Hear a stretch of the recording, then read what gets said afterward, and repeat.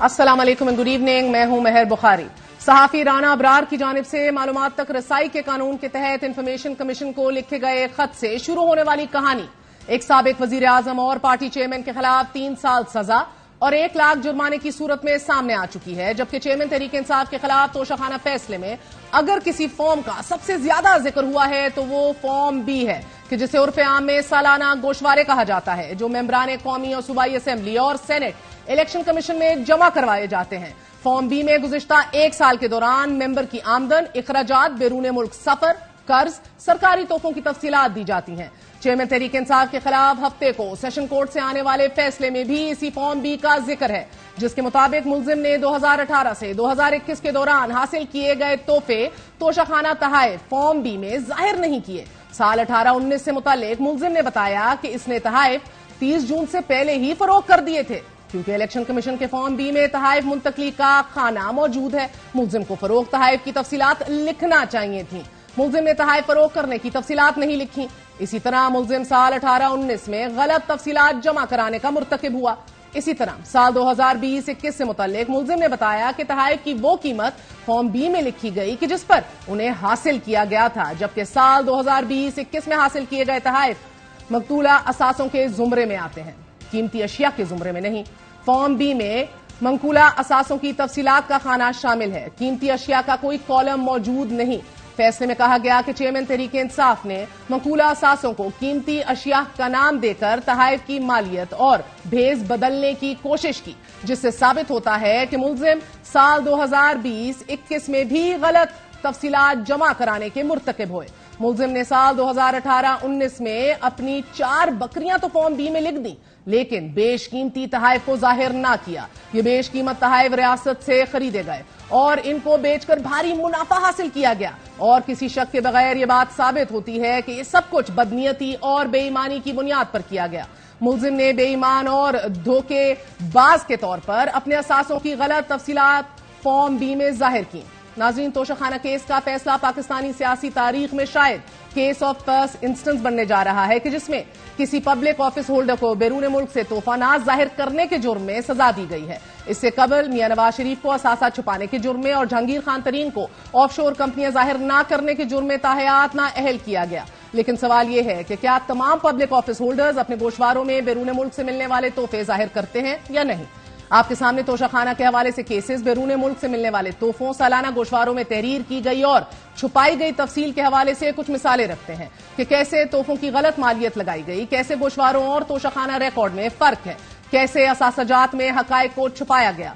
मार्च 2020 में नैब की जानिब से दायर किए गए तोशाखाना रेफरेंस के मुताबिक आसिफ अली जरदारी साहब और नवाज शरीफ साहब ने पीपल्स पार्टी के दौरे हुकूमत में उस वक्त के वजीर आजम यूसुफ रजा गिलानी से गैर कानूनी तौर पर वो गाड़ियां हासिल की जो गैर मुल्की सरबराहान मुमलिकत की जानिब से उन्हें बतौर सरबराह मुमलिकत तोहफतन दी गई थी। लेकिन कानून के मुताबिक ओहदे पर मिलने वाले गैर मुल्की तहाइफ कौमी खजाने की मालियत होते हैं, उन पर जाती हक दावा नहीं किया जा सकता। ऐसे तमाम तहाइफ को तोशाखाना में जमा करवा दिया जाता है। ताहम 2008 में वजीर आजम यूसुफ रजा गिलानी ने कवायद में नरमी करते हुए 15% अदायगी पर आसिफ अली जरदारी और नवाज शरीफ साहब को दोस्त ममालिक की जानिब से दी गई मर्सिडीज रखने की इजाजत दी। नवाज शरीफ साहब ने सिर्फ 6 लाख, जबकि आसिफ अली जरदारी साहब ने तीनों गाड़ियां 2 करोड़ के एवज अपने पास रखी। इन गाड़ियों की अदायगी अब्दुल मजीद गनी ने जाली अकाउंट से मुबैना तौर पर की और इनकी मंजूरी यूसुफ रजा गिलानी ने दी। दिलचस्प बात यह है कि नवाज शरीफ साहब 2008 में किसी ओहदे पर नहीं थे और न ही उन्होंने कोई दरख्वास्त दायर की थी, लेकिन गाड़ी फिर भी उन्हें दी गई। इसी केस की सितंबर 2020 में समाअत के दौरान एहतसाब अदालत ने साबिक सदर आसिफ अली जरदारी और साबिक वजीर आजम यूसुफ रजा गिलानी समेत 4 मुलजिमान पर फर्द जुर्म आयद करते हुए और साबिक वजीर आजम नवाज शरीफ को इश्तिहारी मुलजिम करार देते हुए दायमी वारंट गिरफ्तारी जारी किए और जायदाद जब्तगी की कार्रवाई शुरू करने के लिए नवाज शरीफ साहब की तमाम मंकूला और गैर मंकूला जायदाद की तफसील तफ्तीशी अफसर से तलब कर ली। अक्टूबर 2022 में एहतसाब अदालत ने तोशाखाना रेफरेंस में साबिक वजीर आजम और मुस्लिम लीग नून के कायद नवाज शरीफ की जायदाद और असासों की जब्तगी का हुक्म दे दिया। जायदाद जब्त हुई, ना ही असासजात पर हाथ डाला गया। हालांकि यूसुफ रजा गिलानी, आसिफ अली जरदारी पर फर्द जुर्म आयद कर दी गई थी। मियां नवाज शरीफ साहब इश्तिहारी करार पा चुके थे, लेकिन चूंकि चेयरमैन पीटीआई की हुकूमत का खात्मा हो चुका था तो सबसे पहला काम जो किया गया वो नैब कानून में तरमीम اور یہ ترامیم 4 اگست 2022 کو پہلے قومی اسمبلی اور پھر سینٹ سے منظور کروا لی گئی. پھر اسی قانون کے تحت نیب عدالت نے 4 ماہ بعد آصف علی زرداری، یوسف رضا گیلانی اور میاں نواز شریف کے خلاف توشہ خانہ ریفرنس ناقابل سماعت قرار دیتے ہوئے واپس نیب ہیڈ کوارٹر بھیج دیا. ذہن میں رکھیے کہ نئے قانون کے مطابق ان تینوں ملزمان نے ریلیف مانگا تھا جو انہیں دے دیا گیا. لیکن یہاں سوال یہ ہے کہ کیا سابق وزیر اعظم میاں نواز شریف اور سابق صدر آصف علی زرداری نے اپنے گوشواروں میں ان تحائف کا درست انداز میں ذکر کیا یا نہیں، اور جو پیمانے جج ہمایوں دلاور نے مقرر کیے ہیں ان پر یہ دونوں پورا اترتے ہیں یا نہیں. گیزٹ آف پاکستان میں 12 مارچ 2019 کو چھپنے والے آصف علی زرداری صاحب کے statement of assets and liabilities کی تفصیل کے مطابق 2 BMW اور 1 لیکسس گاڑی گوشواروں میں ظاہر کی گئی. 2004 کی BMW 760L CC 7500 کی مالیت 1,97,37,493 درج کی گئی ہے، جبکہ وفاقی حکومت کی جانب سے 13 مارچ 2023 کو جاری کیے گئے ریکارڈ کے مطابق اسی گاڑی کی قیمت 2,73,39,070 روپے درج کی گئی ہے، جبکہ گاڑی 40,99,000 کے عوض اپنے پاس رکھ لی گئی. یعنی توشہ خانہ ریکارڈ اور اثاثہ جات میں ظاہر کی گئی قیمتوں میں تضاد ہے. اسی طرح آصف علی زرداری صاحب کے خلاف دوسری BMW کا model number BMW 760L CC 7600 اور میک 2008 کا ہے. اس گاڑی کی قیمت توشہ خانہ ریکارڈ کے مطابق 5,78,78,705 ہے، جبکہ گاڑی 1,61,72,806 روپے کے عوض وصول کی گئی. جبکہ 2019 کے statement of assets and liabilities کے مطابق مالیت 2,95,87,978 روپے درج کی گئی ہے. اس کی دوسری گاڑی بھی جو ویلیو ہے جو کہ توشہ خانہ ریکارڈ اور گوشواروں میں ظاہر کی گئی ہے، دونوں میں فرق ہے. سابق صدر آصف علی زرداری نے اپنے گوشواروں میں 2008 ماڈل کی Toyota Lexus jeep black CC 4700 کو ظاہر کیا. یہ وہی لیکسس گاڑی ہے کہ جس کی خرید کے حوالے سے ان پر توشہ خانہ ریفرنس ٹو بگن ود بنایا گیا تھا. ناظرین، اس گاڑی کی گوشواروں میں قیمت 81,12,295 درج کی گئی ہے، جبکہ سرکاری توشہ خانہ ریکارڈ کے مطابق گاڑی کی ویلیو 5 کروڑ ظاہر کی گئی ہے. توشہ خانہ ریفرنس میں دوسرا نام سابق وزیر اعظم میاں محمد نواز شریف صاحب کا ہے. نواز شریف صاحب کی جانب سے 2017 میں جمع کروائی گئی statements of assets and liabilities دستاویز کے مطابق مرسیڈیز بینز ماڈل 1991 IDH 78 6,56,799 روپے کے عوض حاصل کی گئی، جس کی ویلیو اثاثہ جات کے مطابق 27 لاکھ درج کی گئی ہے. جبکہ سرکاری توشہ خانہ ریکارڈ کے مطابق گاڑی 6,36,888 روپے کے عوض وصول کی گئی. اسی طرح کی گاڑی کی ویلیو 42,55,919 روپے درج ہے. بظاہر 2 جرائم کا ارتکاب ہو رہا ہے یہاں. پہلا، توشہ خانہ میں جمع کروائی گئی رقم اور اثاثہ جات میں درج کروائی گئی رقم تضاد ہے، فرق ہے. دوسرا، گاڑی کی ویلیو اثاثہ جات میں 27 لاکھ جبکہ توشہ خانہ ریکارڈ میں 42.5 لاکھ سے زیادہ درج کی گئی ہے، یعنی کہ گاڑی کو انڈر ویلیو ظاہر کیا گیا ہے. یہی نہیں، اسی طرح توشہ خانہ ریکارڈ کے مطابق میاں نواز شریف صاحب نے 2013 سے 2017 کے دوران کم از کم 5 بیرون ملک سے تحفے وصول کیے، جن میں 6 گاڑیوں کے سیٹ سمیت پین، انگوٹھی، کف لنکس وغیرہ شامل ہیں. توشہ خانہ ریکارڈ کے مطابق ان تحائف کی کل مالیت تقریباً 1,20,00,000 روپے سے زائد بنتی ہے، جبکہ میاں صاحب کی جانب سے 2017 کے statements of assets and liabilities میں درج کی گئی کل جولری کی قیمت 15 لاکھ روپے ظاہر کی گئی ہے. یہ تو تھی اثاثہ جات اور توشہ خانہ ریکارڈ میں تضادات کی کہانی. اور اب اگر مال مفت دل بے رحم کی زندہ مثالیں دیکھنی ہوں تو گزشتہ 75 سالوں کے دوران شاید ہی کوئی ایسا حکمران ہو کہ جس نے توشہ خانہ کی بہتی گنگا میں آشنان نہ کیا ہو. حالیہ تاریخ میں کچھ شخصیات نے توشہ خانہ میں وصول ہونے والے تحفوں کو بطور ثواب اپنے ساتھ لے جانا ہی بہتر سمجھا ہے. 1947 سے 2004 تک توشہ خانہ میں تحائف کا ریکارڈ جمع کروایا گیا، لیکن جنرل پرویز مشرف نے 2004 میں ہی تحفوں کو رپورٹ کرنے کے اوپر پابندی لگا دی. سعودی حکومت کی جانب سے 2007 میں ان کی اہلیہ صہبا شریف کو 37.5 لاکھ روپے مالیت کا جولری سیٹ کا تحفہ دیا گیا. مشرف صاحب نے یہ تحفہ صرف 5,60,000 روپے ادا کر کے لے لیا. UAE کی جانب سے 13.25 لاکھ روپے مالیت کا جولری سیٹ کا بھی تحفہ دیا گیا، جو پرویز مشرف صاحب 2.25 لاکھ روپے میں لے گئے. پرویز مشرف 4.25 کروڑ روپے مالیت کے تحائف صرف 55 لاکھ روپے میں لے گئے. سعودی عرب نے 2007 میں پرویز مشرف کی اہلیہ صہبا مشرف کو جولری سیٹ، نیکلس، بریسلیٹس تحفے میں دیے. اس جولری کی مالیت 1.52 کروڑ روپے بنتی ہے. پرویز مشرف مذکورہ جولری صرف 42 لاکھ روپے ادا کر کے لے گئے. شوکت عزیز کروڑوں روپے مالیت کے 1100 سے زائد تحائف اپنے ساتھ بکسوں میں بھر کر لندن لے گئے، جن کی مالیت کروڑوں روپے بنتی ہے. زرداری صاحب کو بطور صدر پاکستان 14 کروڑ مالیت سے زائد کے تحائف ملے. انہوں نے صرف 2 کروڑ 10 لاکھ روپے ادا کیے، جبکہ مختلف ممالک سے ملنے والے 120 تحائف مفت لے گئے. ناظرین، 97 سے 99 تک کے دور حکومت میں نواز شریف صاحب توشہ خانہ سے 67 لاکھ روپے سے زائد مالیت کے تحائف صرف 9 لاکھ روپے میں اپنے ساتھ لے گئے. اور 97 میں ترکمنستانی وفد کی جانب سے کارپیٹ کا تحفہ دیا گیا. میاں صاحب تحفے میں ملنے والا یہ کارپیٹ صرف 50 روپے ادائیگی کر کے لے گئے. 97 میں ہی قطر کے ولی عہد کی جانب سے بریف کیس تحفے میں ملا. نواز شریف صاحب یہ بریف کیس صرف 875 روپے ادا کر کے لے گئے. نواز شریف صاحب 99 میں سعودی حکومت سے تحفے میں ملنے والی 1,05,000 روپے کی MP رائفل 14,500 روپے کی ادائیگی کے بعد اپنے ساتھ لے گئے. جبکہ ابوظہبی کی حکمران کی جانب سے نواز شریف اور کلثوم نواز صاحبہ کو اللہ نے جنت نصیب کرے گھڑیاں تحفے میں ملی. نواز شریف 3 لاکھ روپے مالیت کی گھڑی 45,000 روپے ادا کر کے لے گئے. یہ تو تھی توشہ خانہ کی کہانی. لیکن ناظرین اس ملک کے بسنے والوں کا المیہ یہ ہے کہ جن کے نام پر سربراہوں کو تحفے ملتے ہیں وہ توشہ خانہ میں جمع کروانے کی بجائے اپنے ساتھ گھروں میں لے جاتے ہیں اور پھر یہ بھی نہیں بتانا گوارا سمجھتے کہ کس ملک سے کتنی مالیت کا تحفہ وصول کیا گیا، بلکہ اسے قومی سلامتی کا معاملہ بنا لیا جاتا ہے. 2013 سے 18 کے دوران جس وقت توشہ خانہ کے حوالے سے معلومات کی مانگ کی گئی تو 2015 کی کابینہ ڈویژن نے اس معاملے کو قومی سلامتی کا معاملہ قرار دے دیا اور پھر یہی جواز اسلام آباد ہائی کورٹ میں وفاقی حکومت نے 3 بار توشہ خانہ کے تحائف کی تفصیلات کے خلاف دلائل کے لیے مہلت مانگتے ہوئے تراشا. 22 ستمبر 2021 کو ہونے والی سماعت میں یہ موقف اختیار کیا گیا کہ دوست ممالک کی جانب سے ملنے والے تحائف کی نیلامی کی تفصیلات قومی مفاد سے متعلق حساس معلومات ہے، اس وجہ سے یہ معلومات جاری نہیں کی جا سکتی. لیکن یہاں دکھ اور افسوس اس بات کا ہے کہ جس وقت موجودہ حکومت نیب میں ترمیم کر کے اپنے خلاف توشہ خانہ ریفرنس اور دیگر کیسز میں ریلیف حاصل کر رہی تھی، عین اسی وقت اسپیکر قومی اسمبلی راجہ پرویز اشرف الیکشن کمیشن کو چیئرمین PTI کے خلاف نااہلی کے لیے ایک ریفرنس بھیج رہے تھے اور استدعا کر رہے تھے کہ چیئرمین PTI نے اپنے اثاثوں میں توشہ خانہ سے لیے گئے تحائف اور ان تحائف کی فروغ سے حاصل کی گئی رقم کی ڈیٹیلز نہیں بتائیں. الزامات ثابت ہونے پر قومی اسمبلی کی رکنیت سے نااہل قرار دیا جانا چاہیے کیونکہ وہ کرپٹ پریکٹسز کے مرتکب ہوئے ہیں. ہمارا المیہ یہی ہے کہ پاکستان میں مہرے اور پیادے، چالیں اور قربانیاں سوچ سمجھ کر دی جاتی ہیں اور شاید آج اشارہ بھی بلاول بھٹو زرداری صاحب کا اسی طرف تھا. آج قومی اسمبلی سے الوداعی خطاب کرتے ہوئے وزیر خارجہ بلاول بھٹو نے ببانگ دوہل اعتراف کیا ہے کہ ہم اداروں کو اپنی حدود میں رکھنے کی کوشش میں ناکام ہوئے ہیں. ہمارے بڑوں نواز شریف اور آصف زرداری سے درخواست کی تھی کہ ایسے فیصلے کریں کہ میرے اور مریم نواز کی سیاست آسان ہو جائے، مگر ایسا لگتا ہے کہ اگلے 30 سال بھی ایسے ہی چلے گا کہ جیسا پچھلے 30 سال چلا ہے. ملک کے ایک منتخب وزیر اعظم کو پابند سلاسل رکھنے، سیاسی جماعت کی مقبولیت کو 0 سے ضرب دینے، الیکشن کا التوا، نگران وزیر اعظم کا چناؤ، بلاول بھٹو کا اشارہ کون سے فیصلوں کی جانب ہے جہاں سے حدود سے تجاوز کے گلے نے جنم لیا ہے؟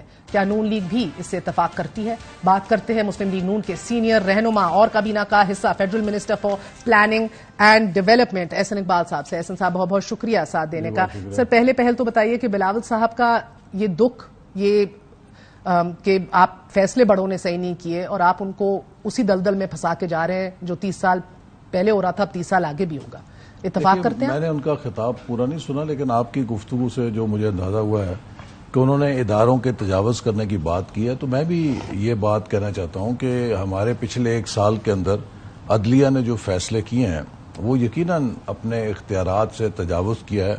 کئی جگہ انہوں نے ایگزیکٹو کی ذمہ داری خود لی ہے، کئی جگہ انہوں نے ایسے فیصلے کیے ہیں جس سے جمہوری عمل یا پارلیمنٹ کے اوپر زد پہنچی ہے. پنجاب کے اندر بلدیاتی ادارے PTI کے دور میں غیر آئینی طور پہ برطرف کیے گئے. انہیں سپریم کورٹ کے چیف جسٹس گلزار صاحب اور 2 ججز کا بینچ تھا، اس نے بحال کیا. 7 مہینے تک عمران خان صاحب نے اس فیصلے پہ عمل نہیں کیا. کسی کو جرت نہیں تھی کہ ان سے یا عثمان بزدار سے پوچھے کہ آپ ہمارے فیصلے پہ عملداری کیوں نہیں کر رہے. ان کے لیے آنکھیں بند تھیں.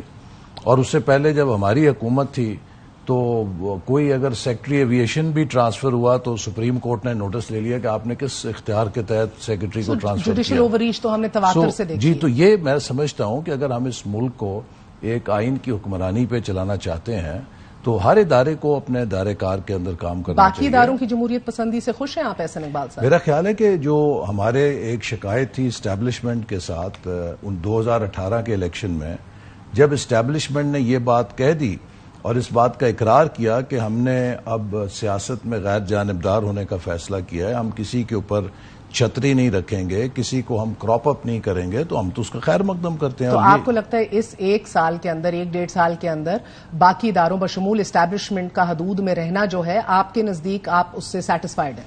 میرا خیال ہے کہ اس وقت ایک بڑی اچھی انڈرسٹینڈنگ ہے جو آرگنز آف اسٹیٹ ہیں ان کے درمیان، اور خاص طور پہ جو ایک ہول آف نیشن اپروچ ہونی چاہیے کہ جس سے ہر ادارہ اپنے دائرے میں کام کرے اور ایک کامن پرپز کے لیے کام کرے. اس وقت ایک کامن پرپز ہے پاکستان کی معیشت کو بحال کرنا. تو بلاول صاحب کس بات پہ اعتراض اٹھا رہے ہیں؟ اب مجھے نہیں معلوم کہ ان کا کانٹیکس کیا تھا، لیکن جیسے میں نے کہا کہ پچھلے ایک سال میں تو ہم نے تو جوڈیشری کو لیجسلیشن کو رد کیا ہے، تواتر سے کال آؤٹ کیا ہے کہ آپ بلڈوز کر رہے ہیں قانون سازی.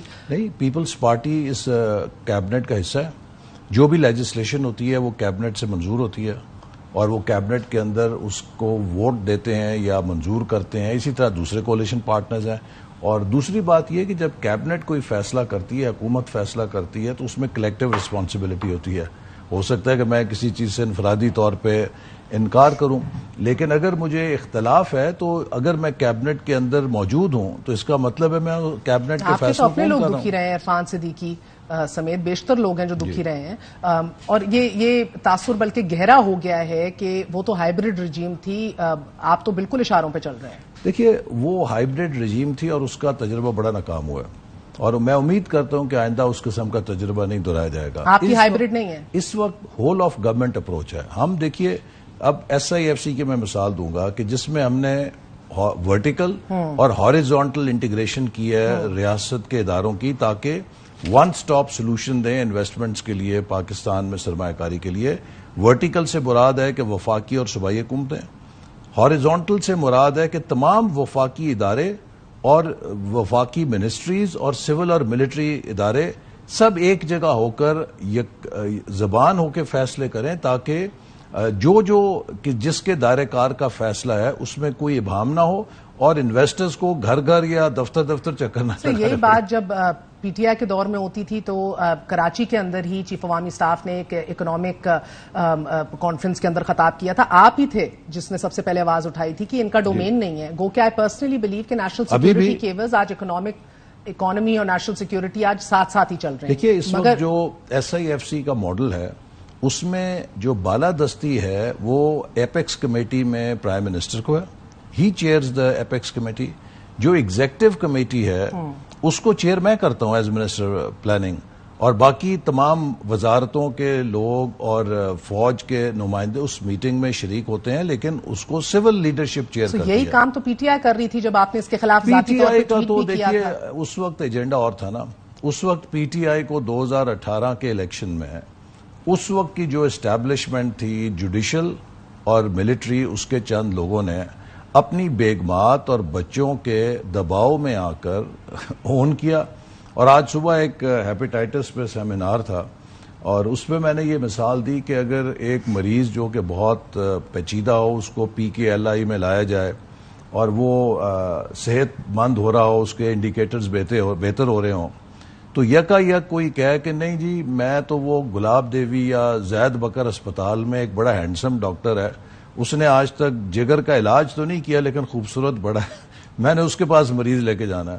تو پھر مریض کا جو حال ہوگا وہ سب کو پتا ہے. تو یہی حال پاکستان کا ہوا ہے 4 سالوں میں. دیکھیں نا، آپ مجھے بتائیے، ایک منٹ میری بات دیکھیں نا، لیٹس ٹاک نا. آپ بات کر رہے ہیں، آپ ماشاءاللہ بڑی تعلیم یافتہ اینکر ہیں اور بڑے دانشور ہیں. آپ کی کون سی گاڑی ہے؟ میرے پاس پرسنلی کون سی گاڑی ہے؟ میرے پاس میرے نام کے اوپر غالباً ایک ٹیوٹا ہے. چلیے، کیا قیمت ہے ٹیوٹا کی؟ 50-60 لاکھ ہوگی نا. آپ نے اگر ایک ڈرائیور رکھنا ہو جس کو چابی دینی ہے گاڑی کی، پہلا سوال آپ کیا کریں گے؟ اس کا ID کارڈ مانگوں گی سر. دوسرا سوال؟ وہ تو تنخواہ کی بات کرے گا. نہیں، اس سے بھی پہلے کیا سوال کریں گے؟ گاڑی چلانی آتی ہے کہ نہیں؟ ڈرائیورز لائسنس ہے کہ نہیں؟ ٹھیک ہے نا.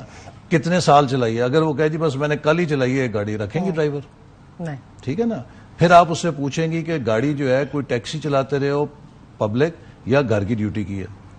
پھر یہ بھی پوچھیں گی کہ آٹومیٹک گاڑی چلائیے یا مینول چلائیے، چونکہ میری گاڑی آٹومیٹک ہے، اگر تم مینول پہ آدھی ہو تو خراب کر دو گے. کتنی نوک پلک دیکھ کے آپ ڈرائیور کا انتخاب کریں گی؟ پاکستان ایک نیوکلیر کنٹری ہے. یہ سارے لوگ جنہوں نے خان صاحب کو پاکستان پہ بٹھایا، اپنے گاڑی پہ ڈرائیور بٹھانے کے لیے تو اتنا دیکھتے ہیں کہ پہلے تجربہ ہے، کیا کیا ہے.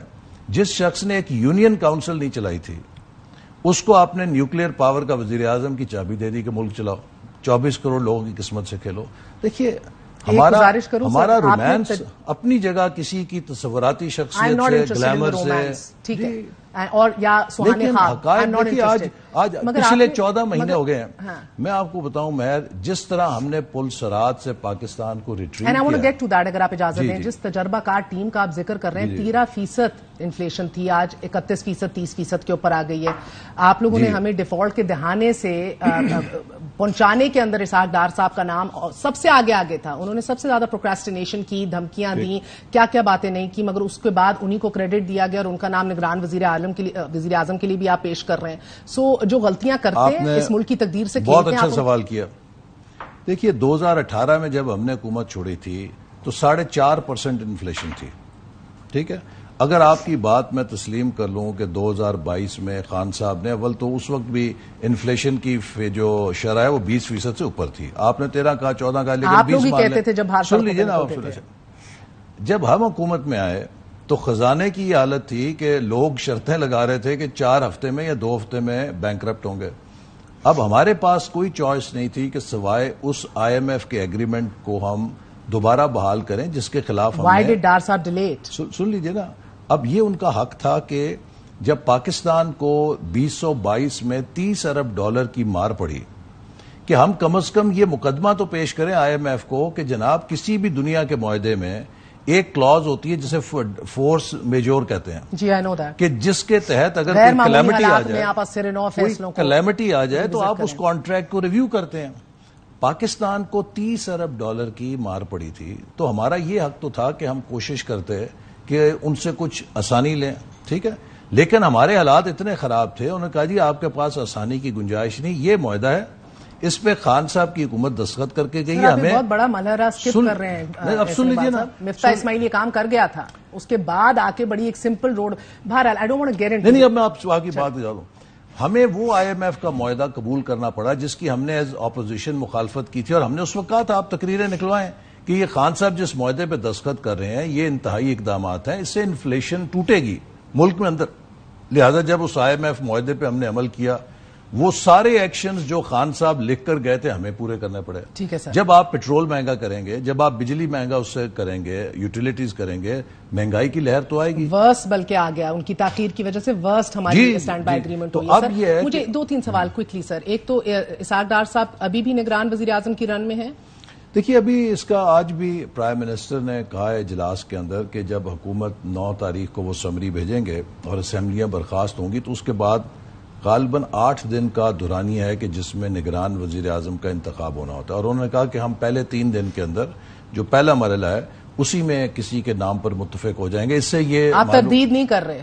نہیں، ابھی تو اگر کوئی نام ہوتا جس پر اتفاق رائے ہوتا تو یقیناً وزیر اعظم اپنے کولیگز کے ساتھ شیئر کرتے.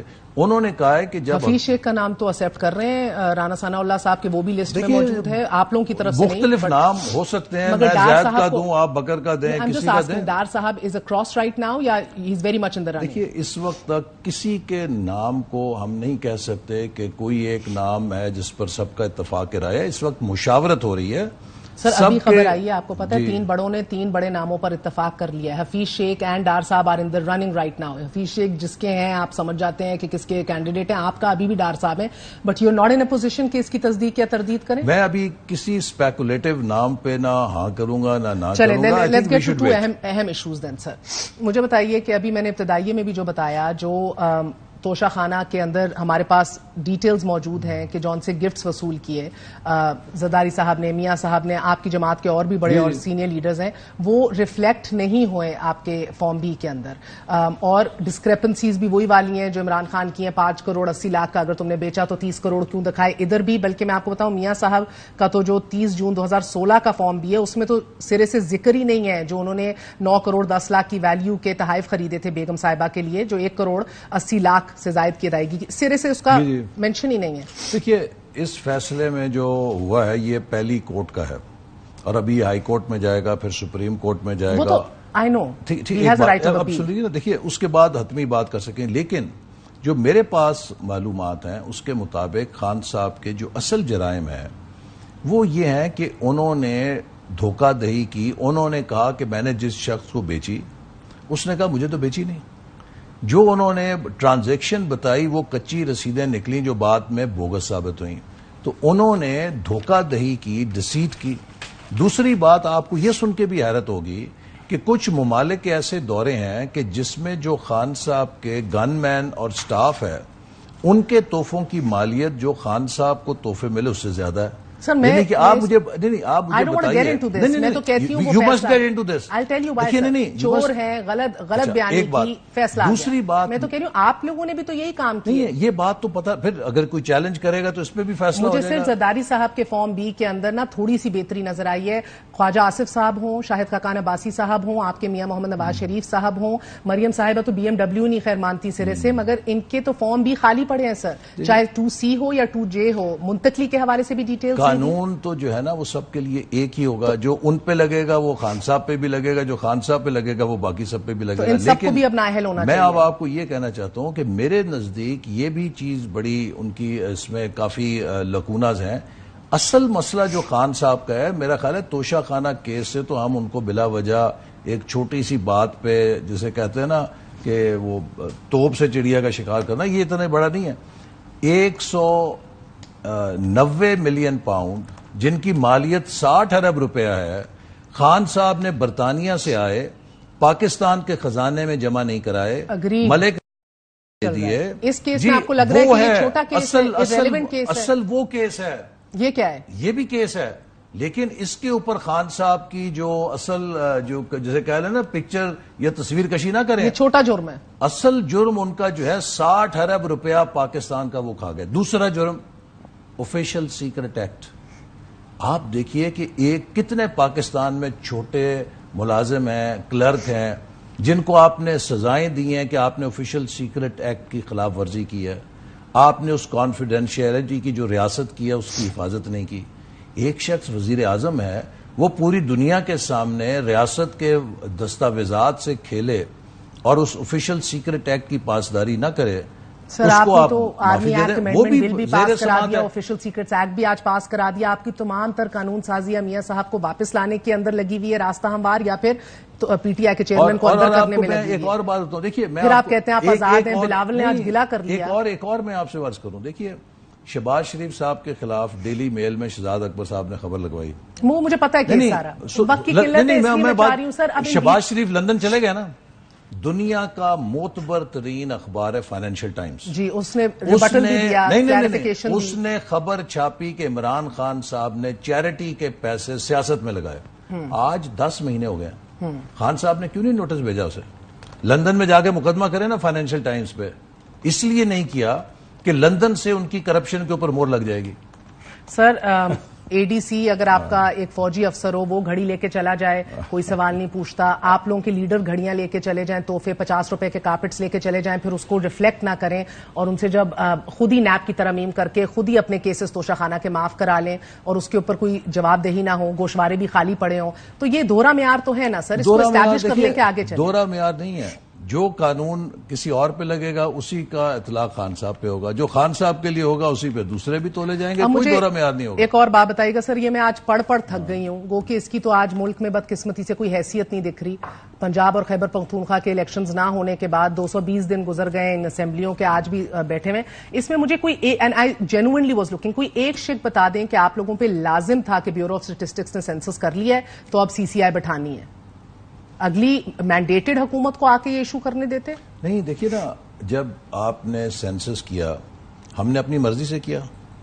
یہ فیصلہ 13 جنوری 2022 کو کاؤنسل آف کامن انٹرسٹ کا اجلاس وزیر اعظم عمران خان کے انڈر ہوا, آئی انڈرسٹینڈ دیٹ, آپ پہ لازم کیوں تھا؟ جس کے فیصلے میں لکھا ہوا ہے کہ 7ویں مردم شماری کرنے کے بعد اس کے نتائج الیکشن کمیشن کو دیے جائیں تاکہ وہ 2023 کے انتخابات اس کی روشنی میں کر سکیں. میں سمجھ گیا فیصلے میں لکھا ہے سر. فیصلہ کاؤنسل آف کامن انٹرسٹ نے جو ایک فیصلہ کیا ہے ہم اس کی وائلیشن کریں. CCI اس آئین سے مقدس ہے, اسی کی اس آئین کی ادارہ ہے, اس آئین کے اندر کاؤنسل آف کامن انٹرسٹ ہے. اور یہ آئین 90 دن میں الیکشن کرنے کا کہتا ہے, اور آپ کا ایک وفاقی وزیر کہتا ہے 90 دن میں نہیں 120 دن میں ہو جائیں گے, تو کیا فرق پڑتا ہے؟ یہ حرمت ہے اس کتاب. نہیں, مجھے اس کا نہیں پتا, لیکن مجھے اس بات رانا ثناء اللہ نے کہا ہے, کل کہا ہے, وہ اس کا جواب دے دیں گے. میں آپ کو یہ کہہ رہا ہوں کہ اس آئین کے اندر کاؤنسل آف کامن انٹرسٹ ہے اس کاؤنسل آف کامن انٹرسٹ کے فیصلے حکومت کے اوپر لازم ہیں. جیسے 90 دن میں الیکشن کرانا بھی لازم ہے اس ملک میں, جی مگر کوئی نہیں سنتا. نہیں لازم ہے, اور ہم نے پہلے دن سے کہا تھا. دیکھیں میں آپ کو 10 میں آپ کو مجھے ایک شک بتا دیں اس میں, آپ اگلی حکومت پہ کیوں نہیں چھوڑ سکتے تھے کہ کاؤنسل آف کامن انٹرسٹ نے کہا تھا کہ جب مردم شماری مکمل ہو اس کے نتائج الیکشن کمیشن کو دیے جائیں تاکہ 2023 کے انتخابات اس نئی مردم شماری کے روشنی میں ہوں. یہ فیصلہ عمران خان صاحب کی صدارت میں ہوا تھا. اب اگر ہم اسے نہ کرتے, سر عمران خان میری بات سن لیجیے, 2 مہینے پہلے تک کہہ رہے تھے 2017 کے الیکشنز پہ ہی ہوں گے, کس ٹائم بھی کرنا ہے. یہ نہیں کہا آپ آن ریکارڈ ہے سر. میں آپ کو جنوری اس سال کے جنوری تک بھی میں بتا دوں نا, میں نے کہا تھا آپ پچھلے کوئی 10 مہینے کے میرے بیانات نکالیں. میں سب سے پہلا شخص تھا جس نے کہا تھا کہ اگلا الیکشن نئی مردم شماری پہ ہوگا چونکہ یہ ہماری وزارت سے متعلق محکمہ. اور پھر کیا کہا تھا بعد اس کے بعد مجھ سے پوچھا گیا کہ جی اب نئی مردم شماری پہ ہوں گے یا نئی پرانی پہ ہوں گے. میں نے کہا اگر تو آپ 90 دن کا کہیں کہ 90 دن میں الیکشن کرنے ہیں تو وہ نہیں ہو سکتے نئی مردم شماری پہ, چونکہ اس کے تحت آپ کو 4 مہینے کے لیے حلقہ بندی کی مدت آئین دیتا ہے. ابھی بھی یہی ہو رہا ہے. What has changed? سن لیجیے نا. اور اگر آپ یہ کہتے ہیں کہ جی آپ نے حلقہ بندی نہیں کرنی تو پھر آپ اس مردم شماری کی وائلیشن کریں گے, اور 90 دن میں اگر آپ نے الیکشن تقاضا کرتے ہیں تو پھر آپ کو پرانی مردم شماری پہ کرنا پڑے گا. تو کیا آپ پرانی مردم شماری پہ الیکشن کر سکتے ہیں کہ جب آپ کی نئی مردم شماری نوٹیفائی ہوگی؟ نہیں کر سکتے. آپ نے نوٹیفائی کی ہے نا کاؤنسل آف کامن انٹرسٹ میں, ابھی نہ نوٹیفائی کرتے. میں یہ میرا سوال سمجھ میرا جواب اگر میں جان کی مان پاؤں, آپ نے کہا نا کہ نہ نوٹیفائی کرتے. اگر ہم نہ نوٹیفائی کرتے تو عمران خان صاحب کی قیادت میں جو کاؤنسل آف کامن انٹرسٹ نے فیصلہ کیا ہم اس کی خلاف ورزی کے مرتکب ہوتے. وہ اتنا نکمہ ہے, چور ہے, ڈاکو ہے, اتنا زیادہ غلط بیانی کرتا ہے, اس کے کیے ہوئے فیصلے اتنے مقدم ہو گئے کہ آپ نے الیکشن میں تاخیر کرا دی. اس کا ذاتی فیصلہ نہیں تھا, اس فورم کا فیصلہ تھا جس میں وہ پارٹی تھا. وہ فورم کیا اس کتاب کے اوپر حاوی ہے سر؟ یہ کتاب 90 دن کی بات وہ فورم اس کتاب کا فورم ہے, اس کا حصہ ہے, اور اس کی حرمت کا اس کی حرمت رکھتا ہے. الیکشنز 90 دن کے اندر کرانا یہ کتاب کہتی ہے. الیکشن نئے سینسس پر ہی ہوں گے وہ لازم نہیں ہے. 90 دن میں لازم ہے, 60 دن میں لازم ہے, نئے الیکشن کے تحت ہونا لازم نہیں ہے. مجھے ایک شک دکھا دیں. آپ دیکھیں, میں شاید سوال نہیں پوچھ کر رہی. جی بتائیے. میرا سوال صرف اتنا ہے, اس میں ایک مجھے آرٹیکل بتا دیں جو کہتا ہے کہ آپ کو جاتے جاتے 2 دن کے اندر اندر CCI بٹھا کے اس کو اپروو کرنا تھا. آپ کر سکتے تھے کہ اگلی حکومت آ جائے گی 60 دن میں, مینڈیٹڈ ہوگی. انلیگل غیر قانونی نگران وزراء اعلیٰ کو نہیں بیٹھنے کی ضرورت, برائے مہربانی اتنا بڑا فیصلہ بعد میں کیا جائے. محترمہ مہر بخاری صاحبہ, اگر ہم ایسا کرتے تو ہم کاؤنسل آف کامن انٹرسٹ کے فیصلے کی خلاف ورزی کے مرتکب ہوتے. ابھی آپ آئین کی خلاف ورزی کے مرتکب نہیں ہیں. وہ آئین کا فیصلہ ہے. جو کاؤنسل آف کامن انٹرسٹ کے فیصلے اس آئین کے تابع ہوتے ہیں وہ آئینی فیصلے ہیں, اور اگر ہم وہ کرتے تو ہم آئین شکنی کے مرتکب ہوتے. کل کو کوئی ہمیں عدالت میں لے کے جا سکتا تھا کہ CCI نے انہیں. عدالت تو آپ کو ابھی بھی لے کے جا رہے ہیں سر. PSP بھی جا رہی ہے, جماعت اسلامی بھی جا رہی ہے, پیپلز پارٹی کو بھی اس حال کے اندر یہ سینسس, یعنی کہ ایک نیا پنڈورا باکس کھل گیا آئینی بحران کا, اور طوالت بخشنے کا آنے والے نگران سیٹ اپ کا زبردست انتظام ہو گیا. یہ ایک بڑی بریک تھرو ہے کہ پاکستان میں اتفاق رائے سے, خان صاحب اتفاق رائے کے قائل نہیں تھے, اتفاق رائے سے سینسس کو منظور کیا گیا ہے, اور مکمل تمام فیڈریٹنگ یونٹس نے, 4 صوبوں نے, وفاق نے مل کر اس کو منظور کیا. تو یہ تو ایک بڑی اچھی بات ہے. مجھے یہ کوئکلی بتا دیں سر, 9 اگست کو اسمبلی تحلیل اگر ہوتی ہے تو آپ کا 7 نومبر کو بن رہا ہے 90 دن کے بعد الیکشن. اب الیکشن کمیشن کو حلقہ بندیاں کرنی ہیں, اب یہ چیلنج بھی ہوگا, اس میں اور تاخیر ہوگی. الیکشن ہوتے کب دیکھ رہے ہیں ریئلسٹکلی؟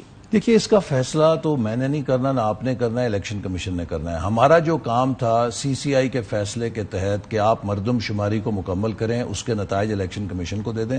اب الیکشن کمیشن نے جو لا اور آئین ہے اس کے مطابق فیصلہ کرنا ہے. میرا خیال ہے کہ بہت اچھا ہوگا کہ اگر آپ الیکشن کمیشن کے PRO سے یا سیکرٹری سے یا چیئرمین صاحب سے اس بارے میں استفسار کریں تو وہ کمپیٹنٹ ہے جواب دینے کے. جو لینڈ مائنز PTI چھوڑ کے گئی تھی نا آپ لوگوں کے فیول کے ریٹس نہ انکریز کر کے, آپ نے اس سے بڑی لینڈ مائنز بچھا دی ہیں. اب الیکشن اگلے 6 ماہ میں ہوتا اس ملک میں نہیں دکھائی دے رہا. نہیں, انشاءاللہ ضرور ہوگا الیکشن. دیکھیے, دس واز اوائڈیبل. آپ نے ابھی بھی مجھے کسی شک کا نہیں بتایا کہ اوائڈیبل. میں نے آپ کو بتائی ہے نا شک, آپ کو بتائیے, آپ دیکھ لیجئے کاؤنسل آف کامن انٹرسٹ کا چیپٹر نکال لیجئے. میں نے آرٹیکل 51 پڑھا ہے, ہے, 170 پڑا ہے, 171 پڑا ہے. آپ کاؤنسل آف کامن انٹرسٹ کا پورا چیپٹر دیکھیں, اس کے فیصلے پابند ہیں ہم عمل کرنے پہ. مگر سر فیصلے کریں گے تو پابند ہوں گے, نہ کرتے میں یہ کہہ رہی ہوں, نئی ضرورت کی ہمیں کرنے کی ضرورت نہیں, وہ تو خان صاحب کر گئے تھے 13 جنوری 2022 بڑا مقدس ٹھہرایا ہے سر آپ نے انہیں, بہت بہت شکریہ. دوسرا آخری سوال before I go, class C میں ان کو ڈالا ہوا ہے ایک سابق وزیر اعظم کو. ہم نے بار بار آواز اٹھائی میاں صاحب کی صحت کے حوالے سے. بی بی کلثوم اللہ جنت نصیب کرے, جب وہ بستر مرگ پر تھیں, ویسے میں بھی سی کلاس میں تھا, مجھے تو خان صاحب نے اس سیل میں رکھا تھا جہاں سزائے موت کے قیدی پھانسی سے پہلے لگتے تھے, اور خان صاحب کی کئی تقریریں ہیں کہ میں نواز شریف کا اے سی اترواؤں گا, اور جیل کے اندر کسی کے ساتھ کوئی ممتاز سلوک نہیں ہونا چاہیے, اور ہر کسی کو ہم وہی اسی طرح رکھیں گے جیسے عام قیدی ہوتے ہیں.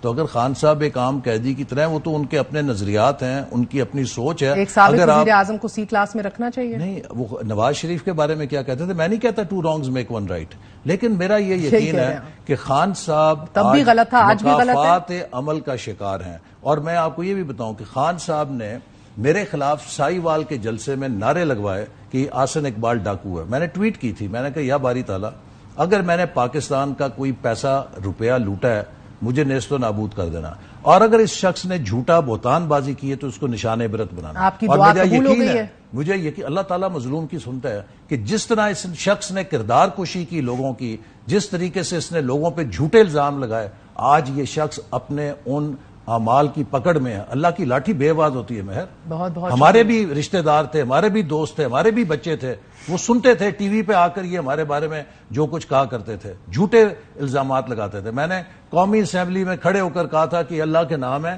اگر میں نے 32 پیسے کی کرپشن کی ہے تو اللہ تعالیٰ میری اولاد نیست و نابود کر دے, اور اگر ان میں ہمت ہے تو کھڑے ہو کر کہیں کہ ہم سچے ہیں, تو اگر ہم جھوٹے ہیں تو اللہ ہماری اولادوں کو تباہ کر دے. نہیں بولا کوئی, ہماری عزت نہیں تھی, یہ تو ان کو لائسنس تھا, جس کی مرضی پکڑی اچھالتے تھے. یہی کلیجے کو ٹھنڈک ہے جس کا ذکر بلاول آج کر رہے ہیں کہ بھائی جان وہی کام کیا ہے سارا, تو اسی بھی اگلے 30 سال یہی ہم نے کوئی کام نہیں کیا. وہ یہ اللہ کی لاٹھی ہے. عمران خان صاحب, مجھے یقین ہے, میرا ایمان ہے کہ یہ خدا کی لاٹھی میں ہے, جو یہ دوسروں کے ساتھ کرتے رہے. اسی لیے کہتے ہیں کہ کسی کے لیے گڑھا نہ کھودو جس میں خود گر جاؤ. بہت بہت شکریہ. احسن اقبال صاحب ہمارے ساتھ موجود ہے. آپ نے گفتگو سنی. ایک بریک, اور بریک کے بعد اہم ترین خبر کے ساتھ حاضر ہوں گے.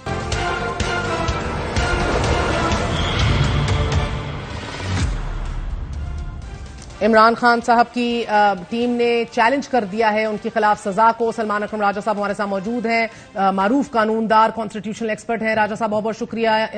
پی ٹی آئی کے چیئرمین پر لگائے گئے 3 بڑے الزامات ہیں. 18-19 کی ان کی مس ڈکلیریشن, 5 کروڑ 80 لاکھ کے تحفے لیکن 3 کروڑ جمع کروائے, اور دوسرا الزام اہم ترین کہ 19-20 میں ان کو جو تحفے ملے انہوں نے آگے گفٹ کر دیے اور ان کی ڈیٹیلز فارم بی میں نہیں دی. تیسرا بڑا الزام کہ 2020-21 میں ان کے پاس جو تحائف تھے وہ انہوں نے بطور قیمتی اشیاء ظاہر کر دی, بلکہ منقولہ جائیداد میں کیوں نہیں لکھی. فرمائے دیجیے گا. فیصلہ ہے کیا؟ فیصلہ 3 سالوں کے بارے میں ہے, 2018-19, 19-20 اور 20-21. لیکن اس سے پہلے آپ یہ دیکھیے کہ 3 اگست کو اسلام آباد ہائی کورٹ یہ حکم دیتا ہے کہ جو ٹرائل کورٹ نے دلاور ہمایوں صاحب نے منع کر دیا تھا دفاع کی گواہی کو, یعنی کہ عمران خان صاحب کو یہ کہا کہ آپ اپنے دفاع میں گواہ پیش نہیں کر سکتے, اس کے خلاف جو ریویژن فائل کی گئی اس میں نوٹس کیا اگلے ہفتے کا, یعنی کہ وہ ہفتہ جو آج والے دن سے شروع ہوا ہے. لیکن ساتھ ہی یہ کہہ دیا کہ 4 تاریخ کو آپ اس کیس کا فیصلہ کر دیں یا 5 تاریخ کو فیصلہ کر دیں حتمی بحث سن کر, اور یہی ہوا. ابھی گواہی کی جو بات تھی وہ طے ہونی تھی کہ ان کو گواہی دلوانے کا, گواہ پیش کرنے کا حق دینا ہے یا نہیں دینا. اس سے پہلے ہی مقدمہ ختم ہو گیا, حتمی فیصلہ سنا دیا گیا, ان کو گرفتار کر لیا گیا عمران خان صاحب کو. تو یہ ایک عجیب و غریب صورتحال ہے کہ جس کی کوئی نظیر میری نظر میں ہماری قانونی تاریخ میں نہیں ملتی. تو ایک یہی جو امر ہے وہ کافی ہے اس تمام فیصلے کو رد کرنے کے لیے. لیکن اگر ہم اس سے قطع نظر فیصلے کو بھی دیکھیں تو فیصلہ کیا رہا ہے. فیصلہ یہ نہیں کہہ رہا کہ کوئی تحفہ جو ہے وہ اپنی اصل سے کم قیمت پر خریدا گیا یا اس کی جو قیمت کا تعین ہوا وہ کسی کے دباؤ میں آ کر کم کیا گیا. جو ٹی وی پہ واویلا کیا گیا, جو میڈیا ٹرائل کی گئی وہ تو یہ تھی. لیکن جو عدالت میں گواہی پیش کی گئی الیکشن کمیشن کی جانب سے, جو موقف اپنایا گیا وہ بالکل اس سے برعکس تھا. ایسی کوئی گواہی الیکشن کمیشن نے پیش نہیں کی جس سے یہ ثابت ہو کہ یہ تحفے یا کوئی بھی تحفہ جو ہے اپنی اصل قیمت سے کم قیمت پہ لیا گیا، یا جو رولز تھے قانون کے مطابق ان کے مطابق اس کی خریداری نہیں ہوئی. وہ معاملہ تو بالکل عدالت نے اس قابل نہیں سمجھا کہ اس پہ کوئی وہ فیصلہ دے. دوسرا یہ ایک چرچا کیا گیا میڈیا میں کہ یہ بیچی گھڑی جو تھی بہت زیادہ قیمت پہ بیچی گئی تھی. کوئی ایک صاحب پیش کیے گئے ٹی وی پہ جو دبئی یا ابو دھابی میں رہتے ہیں، انہوں نے کہا میں نے $2 ملین کی خریدی ہے. لیکن جب عدالت میں معاملہ آیا تو نہ وہ صاحب بطور گواہ پیش ہوئے، نہ اس بارے میں کوئی اور گواہی پیش کی گئی کہ کس قیمت کی وہ گھڑی بیچی گئی تھی. یہ مان لیا گیا کہ گھڑی اور اس کے ساتھ جو دیگر تحائف تھے وہ 58 ملین روپے یعنی کہ 5 کروڑ 80 لاکھ روپے میں بیچے گئے، 21 ملین 2 کروڑ 10 لاکھ روپے میں خریدے گئے، جس میں کوئی قباحت جو ہے عدالت کے سامنے پیش نہیں کی گئی کہ خریداری یا ان کی فروخت میں کوئی غیر قانونی امر شامل تھا. کہا صرف یہ گیا کہ جو رقم حاصل ہوئی 58 ملین روپے 5 کروڑ 80 لاکھ روپے بیچنے کے بعد وہ رقم بینک اکاؤنٹ میں پوری داخل نہیں کی گئی. بینک اکاؤنٹ میں جج صاحب کہتے ہیں جب سٹیٹمنٹ دیکھی گئی تو 30 ملین یعنی کہ 3 کروڑ روپے ہمیں ملے، باقی 2 کروڑ 80 لاکھ روپے جو ہیں وہ بینک اکاؤنٹ میں نہیں ملے. اس کے جواب میں عمران خان صاحب نے یہ کہا کہ میں اپنے فائنینشیل کنسلٹنٹ کو پیش کرنا چاہتا ہوں، وہ آپ کو بتا دے گا کہ 2 کروڑ 80 لاکھ روپے بینک میں اگر ہم نے نہیں رکھے تو کہاں رکھے. کیش ان ہینڈ کی تو قانون میں اجازت ہے، انکم ٹیکس ریٹرن میں وہ پیسے ظاہر ہوئے ہوئے ہیں، ان پہ ٹیکس دیا گیا ہے. یہ تو کوئی جرم نہیں ہے پاکستان کے کسی قانون کے تحت کہ اگر میں کوئی چیز بیچتا ہوں تو اس کی جو قیمت مجھے وصول ہوتی ہے وہ تمام کی تمام مجھے اپنے بینک اکاؤنٹ میں ڈالنی ہے، اس کا کوئی حصہ میں اپنے پاس نہیں رکھ سکتا روزمرہ خرچوں کے لیے. تو یہ تو معاملہ ہے جہاں تک 2018-19 کا تعلق ہے جو بڑا مقدمہ عمران خان صاحب کے خلاف بنایا گیا. 2019-20 کے بارے میں یہ کہا گیا کہ انہوں نے کچھ تحائف لیے جن کا وہ اعتراف کرتے ہیں، لیکن وہ تحائف انہوں نے فارم بی میں ظاہر نہیں کیے. فارم بی یہ ہوتا ہے کہ جو 30 جون کو کسی بھی سال کے اثاثے ہوں کسی پارلیمنٹیرین کی ملکیت میں، ان کا اظہار کرنا ہوتا ہے. اس کے جواب میں عمران خان صاحب نے یہ کہا کہ یہ تحائف سال کے دوران میں نے لیے تھے لیکن اسی سال میں نے ان کو آگے دے دیا تحفتاً، لہٰذا 30 جون جب آئی تو اس دن یہ تحائف میرے پاس نہیں تھے، لہٰذا ان کا اظہار فارم بی میں نہیں کیا گیا. اب یہ بات بھی قانون کے مطابق ہے، اور اگر ان تحائف سے کوئی رقم وصول ہوئی تو وہ رقم اس کا اظہار کرنا ضروری تھا. اب یہ تحائف تھے کیا؟ یہ تحائف تقریباً 17 لاکھ روپے مالیت کے سینٹ کی بوتلیں تھیں، اود کی بوتلیں تھیں، کوئی کف لنکس تھے، چھوٹے چھوٹے تحائف تھے جو وہ کہتے ہیں مجھے ملے، 10 12 15 لاکھ روپے میں نے خرید لیے اور آگے میں نے یہ تحفتاً دے دیے. اب سینٹ کی بوتلیں جو ہیں ان کا اظہار نہ کرنا کس طرح سے کرپشن ہے جب وہ سینٹ کی بوتلیں اود کی بوتلیں آپ نے اسی سال کے دوران آگے کسی کو تحفہ دے دی ہوں. اگلے سال پہ آئیے 2020-21، اس کے حوالے سے یہ کہا گیا کہ انہوں نے 5 تحفے لیے ہیں اور ان کی جو تفصیل ہے وہ نہیں بتائی. یہ انہوں نے ضرور بتایا اپنے فارم بی میں کہ پریشیس آئٹمز میرے پاس جو ہیں ان کی مالیت کیا ہے. جج صاحب یہ کہتے ہیں کہ پریشیس آئٹمز لکھنا کافی نہیں تھا، ان کو اس کی تفصیل دینی چاہیے تھی، ان کو ایک طرح سے علیحدہ علیحدہ فردن بتانا چاہیے تھا، اور جو چیز جیولری کے زمرے میں آتی ہے اس کو جیولری کے طور پہ اس کی شناخت کرنی چاہیے تھی. پریشیس آئٹم کا جو لفظ ہے ان کے نزدیک وہ کافی نہیں ہے. اب یہ کون سا جرم ہے؟ اسی کے جواب میں پھر عمران خان صاحب نے کہا کہ میں اپنے فائنینشیل ایڈوائزرز کو پیش کرنا چاہتا ہوں کہ فارم انہوں نے بھرے تھے وہ بتا دیں گے کہ پریشیس آئٹم کیا چیز ہے اور دیگر چیزیں کیا ہیں، لیکن اس میں جرم کیا ہے، کون سی چیز ہے جو چھپائی گئی. ان کی ٹھیک مالیت بیان کر دی گئی اور یہ جج صاحب بھی اعتراف کرتے ہیں کہ مالیت کے بیان میں کوئی نقص نہیں ہے.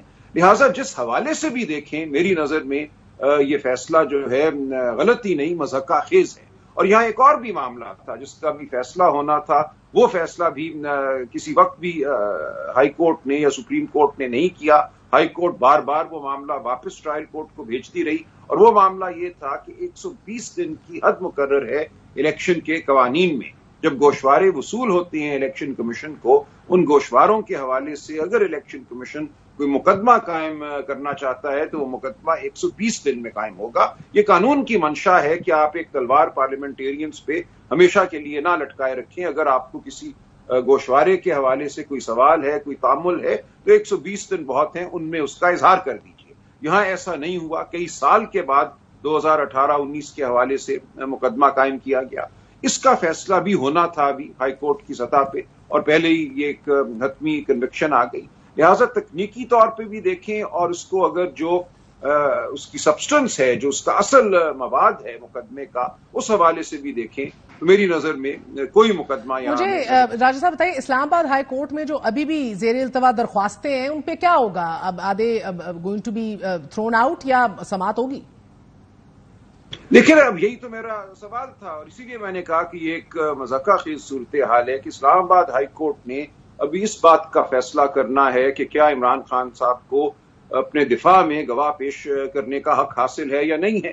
اب ان درخواستوں کا کیا فائدہ؟ کنوکشن ہو گئی، ان کو جیل میں ڈال دیا گیا. اب اسلام آباد ہائی کورٹ تو فیصلہ کیا کرے گی کہ ان کو حق حاصل ہے تو پھر اس فیصلے کو رد کیا جائے اور وہ حق استعمال کرنے کا ان کو موقع دیا جائے. اور یہ نہیں کہا ٹرائل کورٹ نے کہ انہوں نے کوئی تحفے چھپائے ہیں، انہوں نے یہ کہا کہ انہوں نے ان کو پریشیس آئٹمز کہا ہے، جیولری کیوں نہیں کہا. بہت شکریہ سلمان اکرم راجہ صاحب. تشنگی رہ گئی.